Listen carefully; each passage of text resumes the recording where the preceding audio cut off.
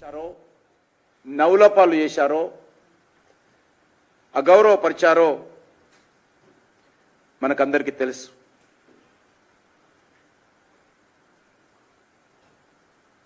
మన్మోహన్ సింగ్ గారి అధ్యక్షతన కేంద్ర క్యాబినెట్ ఆమోదించినటువంటి ఒక ఆర్డినెన్స్ను మరి చించివేయడము, అది మీడియా సమక్షంలో బక్వాస్ అంటే వెర్రితనం, ఒక ప్రధానమంత్రిని పట్టుకొని వెర్రితనము బక్వాస్ అని చెప్పి ఆర్డినెన్స్ ఇచ్చేసి నా మహానుభావుడైన ఈరోజు భారతీయ జనతా పార్టీని నరేంద్ర మోడీ గారిని విమర్శించేటువంటి నైతిక హక్కు రాహుల్ గాంధీకి ఉందా అని ప్రశ్నిస్తా ఉన్నాను. ఇప్పుడేమో స్వర్గస్థులైన తర్వాత పెద్ద మనిషి మీద రాజకీయం కోసం దొంగ ప్రేమలు రాహుల్ గాంధీ ఒలకపోస్తా ఉన్నాడు.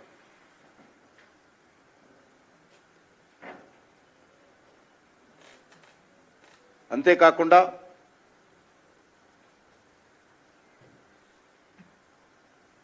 ఈరోజు దేశంలో విద్యావంతులు, మేధావులు, విశ్లేషకులు, మీడియా, పార్టీలందరూ కూడా రాహుల్ గాంధీ అహంకారపూరితమైనటువంటి రాజకీయపరమైనటువంటి దివాలాకోరుతనాన్ని ఖండిస్తున్నటువంటి విషయాన్ని మనం చేస్తా ఉన్నాను.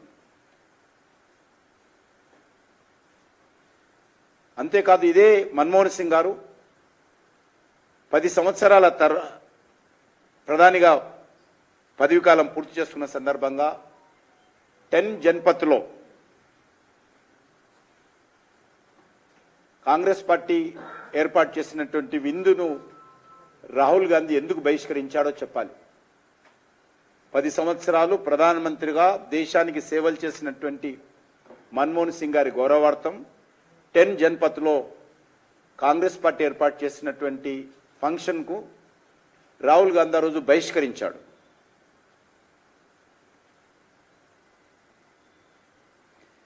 2007లో ప్రధానమంత్రిగా ఉన్నప్పుడు మన్మోహన్ సింగ్ గారు 2G స్పెక్ట్రమ్ వేలం వేయాలని కోరుతూ టెలికాం మంత్రి నాటి డిఎంకే ఉన్నటువంటి రాజాకు ఉత్తరం రాశారు. ప్రధానమంత్రి గారు ఉత్తరం రాశారు తన క్యాబినెట్ మినిస్టర్. కానీ మన్మోహన్ సింగ్ గారి యొక్క మాటను, ఆయన లేఖను, ఆయన ఆలోచనను, ఆయన నిర్ణయాన్ని పక్కన పెట్టి సోనియా గాంధీ ఆదేశాలతో 2G స్పెక్ట్రానికి సంబంధించినటువంటి కుంభకోణానికి మన్మోహన్ సింగ్ గారి యొక్క ఆలోచన విధానానికి విరుద్ధంగా సోనియా గాంధీ ఆలోచనతో తెరలేపిన విషయాన్ని సందర్భంగా మనయేస్తున్నాను. కారణంగా ఆ రోజు పెద్ద కుంభకోణం జరగడము, టెలికాం మంత్రిగా ఉన్నటువంటి రాజా జైలుకి వెళ్ళిన విషయాన్ని ఈ సందర్భంగా మనయేస్తాను. గతంలో పాకిస్తాన్ ప్రధాని నవాజ్ షరీఫ్ మన్మోహన్ సింగ్ గారిని అనేక రకాలుగా ఆయన అవమానం చేశాడు. ఆ రోజు ఏ కాంగ్రెస్ పార్టీ నాయకుడు ఖండించలే. గుజరాత్ ముఖ్యమంత్రిగా ఉన్నటువంటి నరేంద్ర మోడీ గారు, అద్వానీ గారు ఖండించడం జరిగింది. అంతేకాదు, ఈరోజు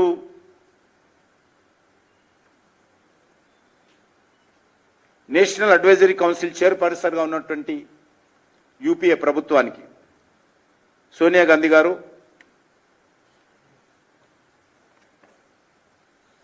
పూర్తి నిర్ణయాధికారాలు ఆమె చేతిలో ఉండేవి. వీరు ఒక ప్రధానమంత్రి, వీరు ప్రధానమంత్రిగా నిర్ణయాలు తీసుకునేటువంటి అధికారం ఉంది అనేటువంటి భావన ఏ రోజు కూడా సోనియా గాంధీ గారికి కానీ రాహుల్ గాంధీ గారికి కానీ లేదు. పూర్తిగా మన కనుసైగల్లోనే రాహుల్ గాంధీ, సోనియా గాంధీ కనుసైగల్లోనే మన్మోహన్ సింగ్ గారు పని చేయాలనేటువంటి భావనతో మన్మోహన్ సింగ్ గారితో బలవంతంగా ఆదేశాలు ఇచ్చి ఫైళ్ల మీద సంతకాలు పెట్టించారనడానికి 2G స్పెక్ట్రమ్ ఒక ఉదాహరణని ఈ సందర్భంగా మనం చేస్తున్నాం.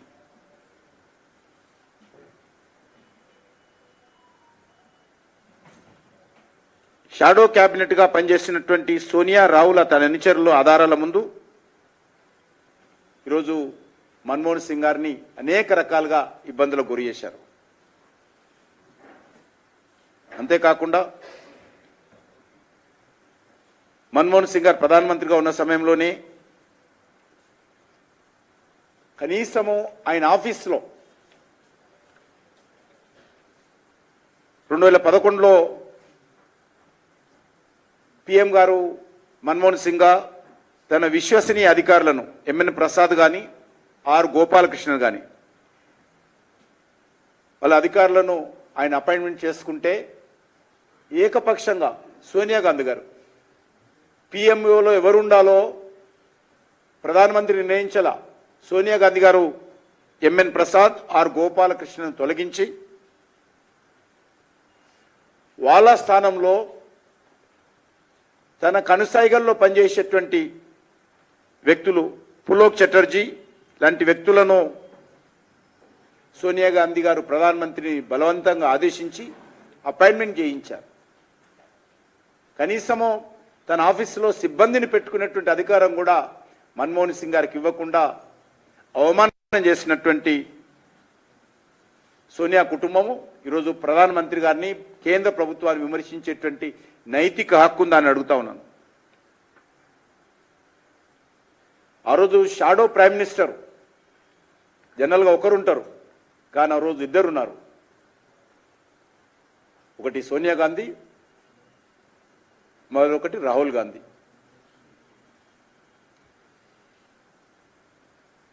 ఇది మనకే కాదు, యావత్ ప్రపంచంలో తెలిసే విధంగా ప్రవర్తించారు. ఈ ప్రభుత్వాన్ని నడుపుతున్నది మేము, సోనియా గాంధీ, రాహుల్ గాంధీ, మన్మోహన్ సింగ్ గారు కాదు అనే విధంగా యావత్ ప్రపంచానికి తెలిసే విధంగా మన్మోహన్ సింగ్ గారిని అడుగడుగున అవమానం చేసే విధంగా వీరు ప్రయత్నించారనే విషయం జగమెరిగిన సత్యం. 2008లో బీజింగ్లో ఒలింపిక్స్ క్రీడలు ప్రారంభమైతే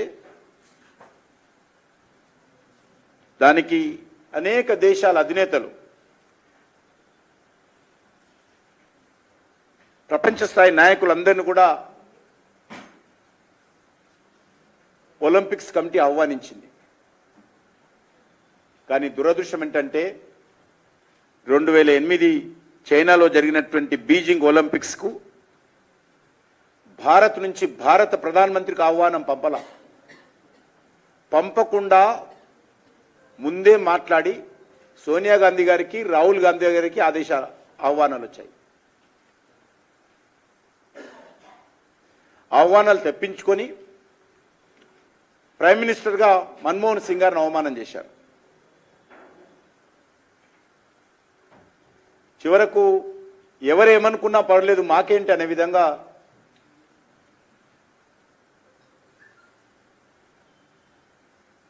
సోనియా గాంధీ గారు, రాహుల్ గాంధీ గారు కనీసం ప్రధానమంత్రి గారికి ఒక మాట కూడా చెప్పకుండా వారు చైనా ఒలింపిక్స్కు పాల్గొన్నారు.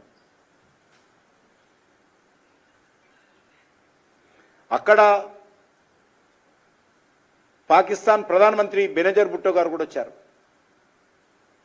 చైనాలో సోనియా గాంధీ గారు, రాహుల్ గాంధీ గారు బెనజర్ భుట్టోతో సమావేశమయ్యారు. ఏ ప్రాతిపదికన సమావేశమయ్యారు, ఏం మాట్లాడారు, మాట్లాడే ముందు విదేశాంగ శాఖ అనుమతి తీసుకున్నారా? ఈరోజు నేను ఎవరితోటైనా మాట్లాడాలంటే విదేశాంగ అనుమతి తీసుకుంటాను. ఏం మాట్లాడాలి, వాళ్ళ డిమాండ్స్ కనీసం తర్వాత కూడా దేశ ప్రజలకు ఏం మాట్లాడారో చెప్పలే. ఎందుకంటే యూపీఏ చైర్పర్సన్గా ఆమె వెళ్ళింది, భారత ప్రభుత్వం తరఫున వెళ్ళింది ఆమె. కానీ అక్కడ వెళ్ళిన తర్వాత ఏం మాట్లాడారో కూడా చెప్పలే. ఏ అంశాలు చర్చించారో ఎవరికి చెప్పలేదు. అంతేకాదు ఈనాటి చైనా అధ్యక్షులుగా ఉన్నటువంటి జిన్పింగ్ నాడు వైస్ ప్రెసిడెంట్గా ఉన్నారు. ఆయన కూడా వీరు కలిశారు. ఇద్దరు కలవడమే కాదు, Congress party China communist party మధ్యలో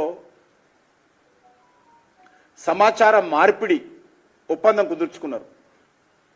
ఆ ఒప్పందంలో ఏమేమి ఉన్నాయో ఇంతవరకు ఎవరికి చెప్పలే. ఏ రకమైనటువంటి ఆర్థిక ఒప్పందాలా, ఏ రకమైనటువంటి ఒప్పందాలో ఇంతవరకు దేశ ప్రజలకు తెలియదు. ఇలాంటి అంతర్జాతీయ సంఘటనలో కూడా భారత ప్రధానిగా ఉన్నటువంటి మన్మోహన్ సింగ్ గారిని దూరంగా పెట్టినటువంటి చరిత్ర ఈ యొక్క నెహ్రూ కుటుంబానిది. మూడోసారి తాను అధికారం చేపట్టకూడదని నిర్ణయించుకున్నట్లు 2013 ఏప్రిల్లో మన్మోహన్ సింగ్ గారు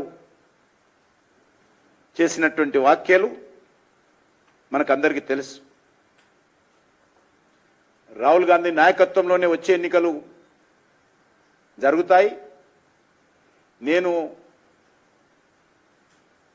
నాయకుడిగా నా నేతృత్వంలో ఎన్నికలు జరగవని మన్మోహన్ సింగ్ గారి చేత బలవంతంగా సోనియా గాంధీ గారు, రాహుల్ గాంధీ గారు ప్రకటింపచేశారు.